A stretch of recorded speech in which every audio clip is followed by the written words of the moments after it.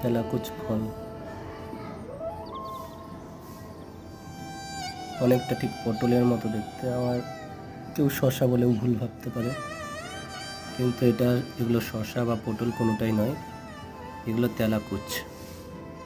আমাদের এখানে তেলাকুচ বা তেলাকুচা এই নামেই পরিচিত, আর অন্য কোথায় কী নামে পরিচিত আমার জানা নেই। এই ফলগুলো পেকে গেলে পাখিরা কিন্তু এই পাকা ফলগুলো খেতে আসে। খুব সুন্দর লাগে এই ফলগুলো পাকলে, একদম টুকটুকে লাল রং ধারণ করে। তেলাকুচের গাছ, ফল এগুলো অনেক ঔষধি গুণে সমৃদ্ধ।